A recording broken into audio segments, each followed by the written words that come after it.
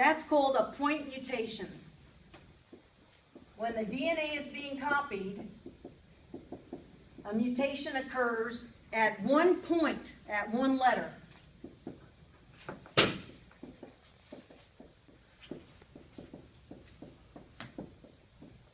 And what are the letters called? Bases, right?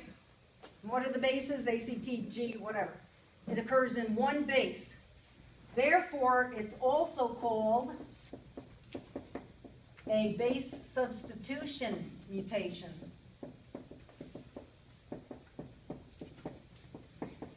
Because it happens at one base or one point. Now, if it's in my third letter, when I make my mRNA, I'm probably going to get CCU, and I'll still end up with the same amino acid anyway, because it was in the wobble position, right? So it might result in a silent mutation. What if the mutation happened up here? Now I might get a different amino acid. Then I have a missense mutation. If a mutation occurs in a spot that results in a start or a stop codon, then I have a nonsense mutation. Any mutation that occurs at one letter is called a point mutation or a base substitution. So this can include all different types of mutations like silent mutation if it's in the third letter,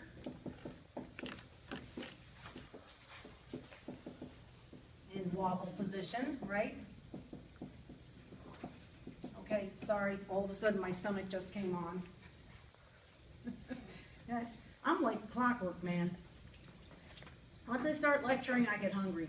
And all I can think about is that chocolate shake in the refrigerator. And then, oh yeah, I had biscotti for breakfast.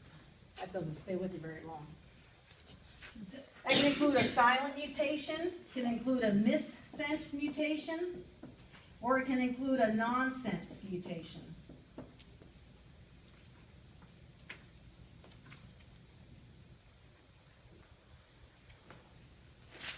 Okay, what if the mutagen, you know what a mutagen is? A mutagen is a chemical or an agent that causes mutation. Like cartridges in cigars. Yeah. Those stripes in your charcoal broiled steak, the smoke in your cigar,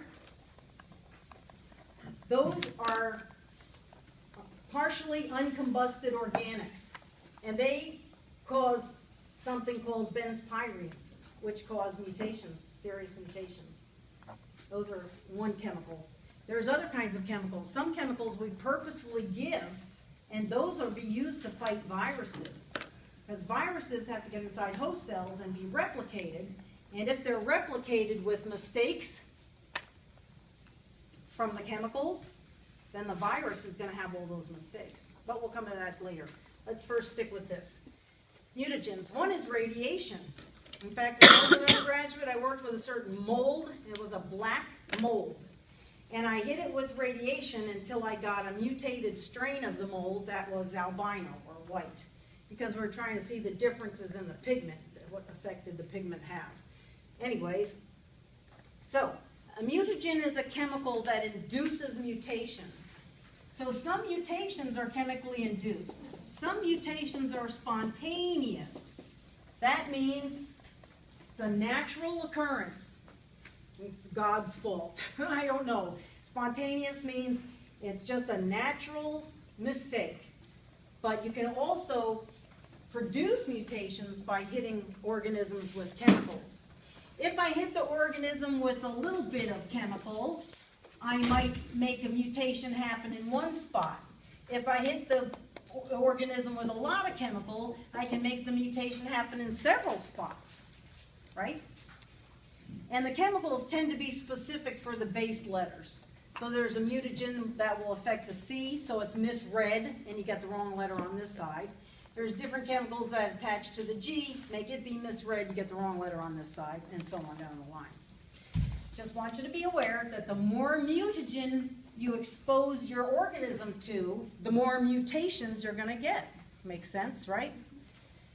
Okay, there's another kind of a mutation. These are not spontaneous. The spontaneous mutations are always point mutations or base substitution mutations. Some mutagens can cause point mutations, or they can cause frame shift mutations. Here's a frame shift mutation. The chemical binds to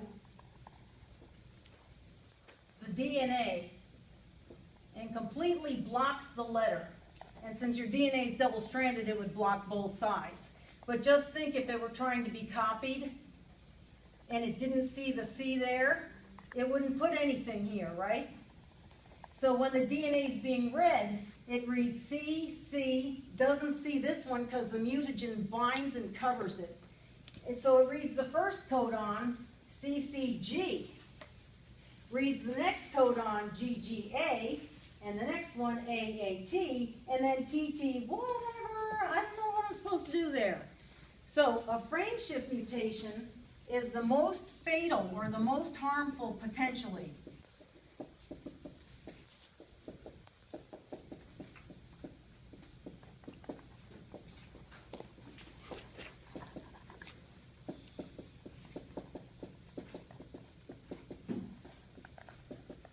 Potentially fatal because not only will it screw up the letter that it binds to, but it will screw up every codon after that because it shifts the reading frame of the gene.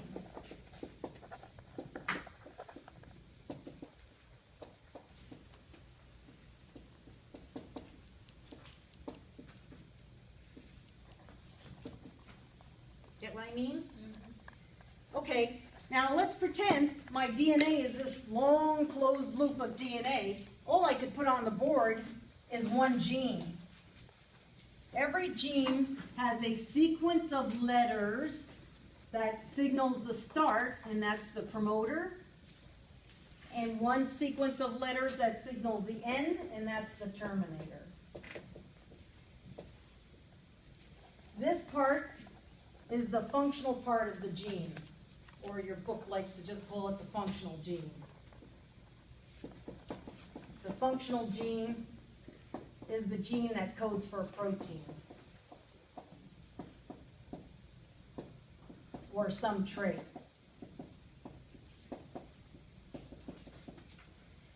But every gene has a start and a stop.